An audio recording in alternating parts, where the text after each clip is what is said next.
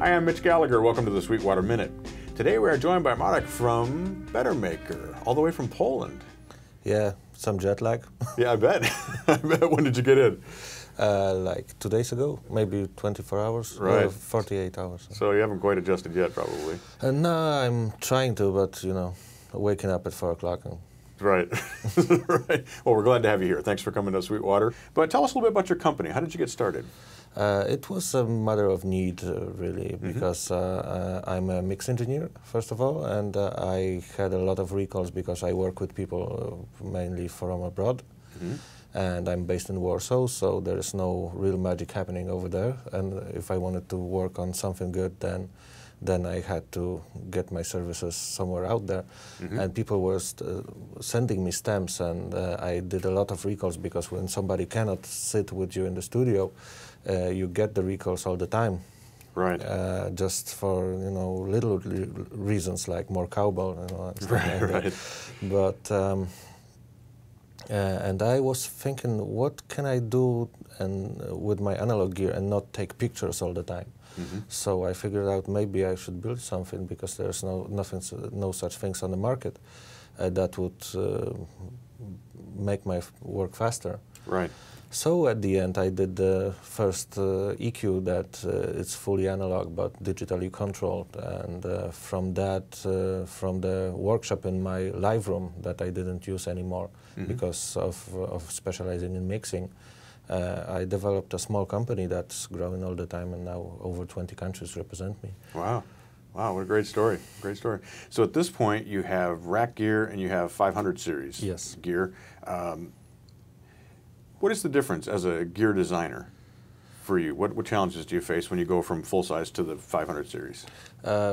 First of all, the volume, because you have to fit in all the stuff in a very small enclosure.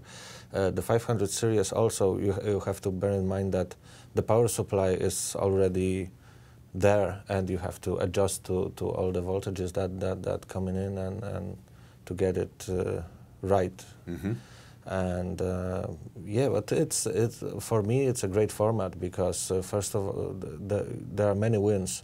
They are smaller. You can have they are cheaper for the end customer. They are cheaper in build, and they are cheaper in transport. Right. Because they are smaller. So yeah, this is the main thing that I think this is the future. Right, right. Plus, you can choose exactly what you want in your rack as an engineer. You can pick, I want this one and this one and this one. Exactly, and the close as you can to the sweet spot. Like you can have 5 of your favorite, I don't know, compressors just in front of you. And if you have racks, you have like 10 rack beside you and 10 rack beside you here, and it's never in the sweet spot. Right, right. Yeah, so you don't have to turn away from it. Exactly right. So do you have an electronics background? Do you do the design yourself?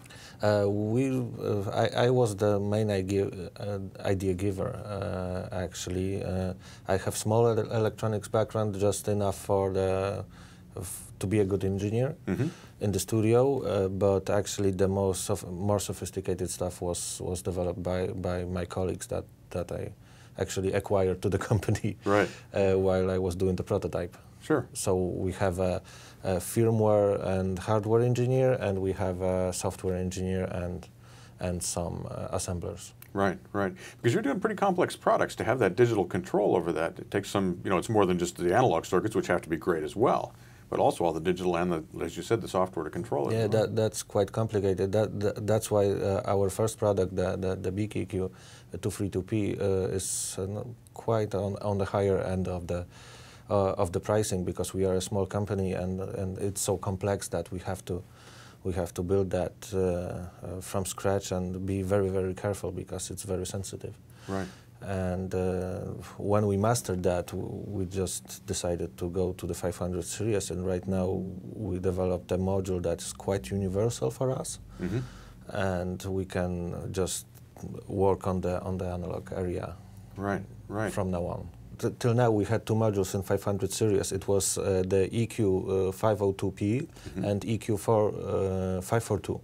So the EQ 502P was a stereo Pultec in 500, and the other one was a parametric equalizer with two filters, high pass and low pass, also a stereo in 500 series, and I decided to do a remote version of that. Okay. So it will be much cheaper, much more accessible, and you won't have to have it in front of you because all will be digitally controlled from your DAW. So you will have a plugin in your host, and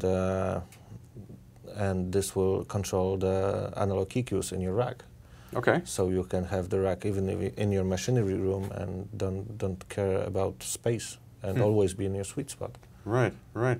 So will the actual rack modules have any controls on them at all, or is it just a blank faceplate? No, just a blank faceplate with a USB socket, and that's all. Wow. There's no when you will put like 5 modules like that in the rack, it looks like a black box simply. Wow, that's very cool. Very cool. So what formats will the plugin support? We support all. Yeah. AXX, VST, AU, 32, 64.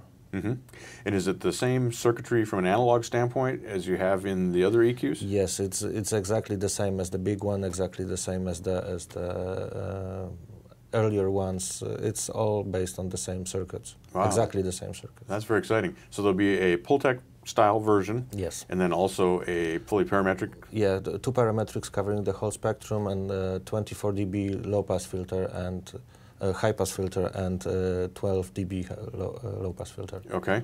Okay. And those are stereo modules? Yes, they are stereo, but there's a new update. They are stereo and dual mono, so you can open 2 plugins that will work on each of the channels. So you can use it on tracking or on working on mono sources too. Wow, that's very exciting. I'm really looking forward to checking those out. You have them here already. I've got to get them in my rack then and check them out. Somehow I'm missing out. Mark, thanks so much for coming in and telling us about the new products, and congratulations on the success of your company. Very exciting stuff. Thank you very much. Thanks a lot. Good to see you. I hope the jet lag eases up. Slowly, slowly. Thanks again. Thanks. I'm Mitch Gallagher. Thanks for joining me for the Sweetwater Minute.